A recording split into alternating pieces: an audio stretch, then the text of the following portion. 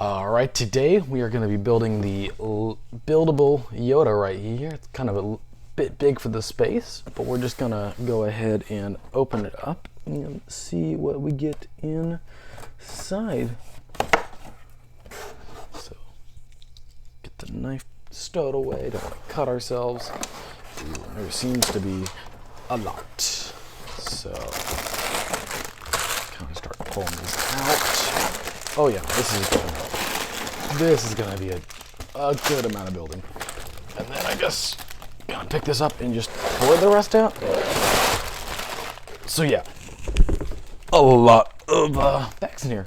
And then in here we got the one sticker, which is nice to see. Not a big fan of stickers myself. And a nice chunky thing.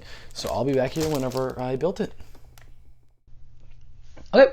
So we're back again, and now it's all built. As you can see, we have the big old UCS Yoda. I have it pushed back all the way, though, because kind of space constraints on this. And then we have the little stand for it. So we'll just review each individually, and yeah. Okay, so right here you can just see the nice little stand that we got for it.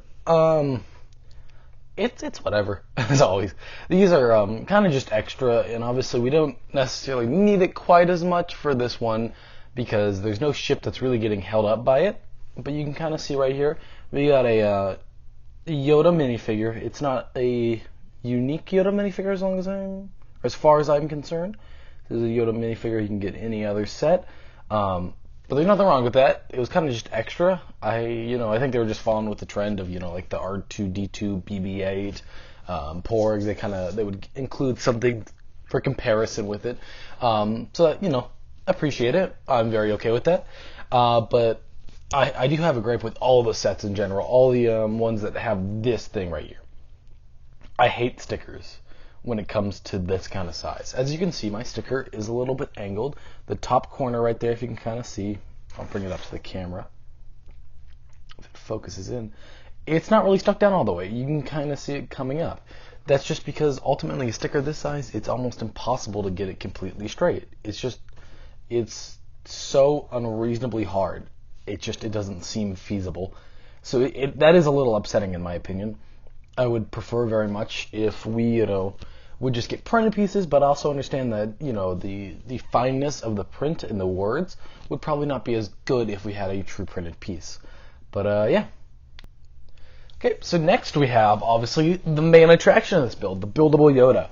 And I just want to say first off, I love it. It is so cool. I understand that it's not perfect. It could be better.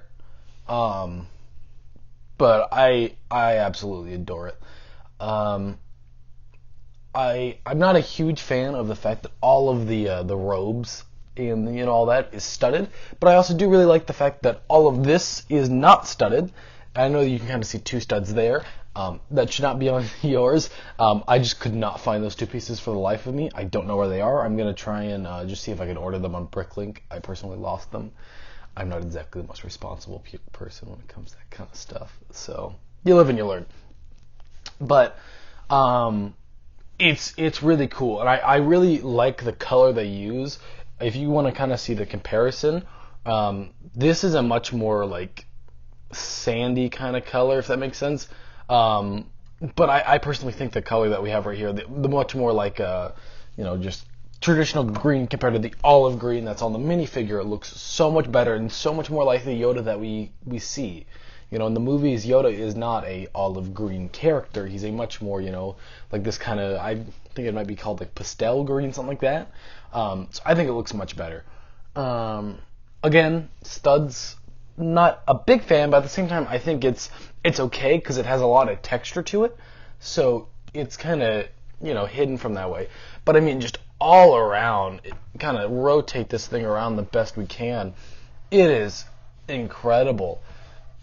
Everything's not exactly the most flat down, but I love this hood back here. How you had this and this kind of start coming out to grab the hood to make the hood piece, and you have an indent right there.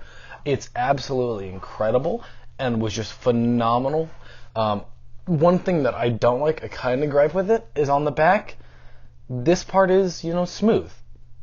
And I know I was saying, I wanted smooth, but, you know, for the fact that all the rest of it is studded, the fact that you have a little, like, smooth blotch on it, basically, it's just a little weird now. You know, like, if they're gonna do it all studded, you know, you do it all studded. But overall, it's just a really good set.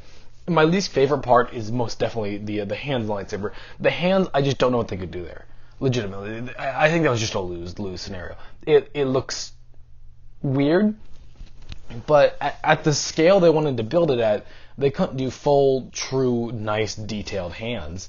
They were kind of stuck with this. And the lightsaber, I don't really like the fact that you can kind of see the white in the middle. So they used a white Technic piece, essentially, to kind of connect all those, so that way, you know, it was a little bit less thing. I don't think it was necessary, personally. It honestly could have been a choice, because I know in a lot of the Star Wars movies there's kind of a white line that will run up it.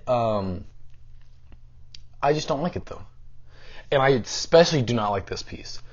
His lightsaber hilt is a really good lightsaber hilt design until it gets to that piece right there. It's so weird.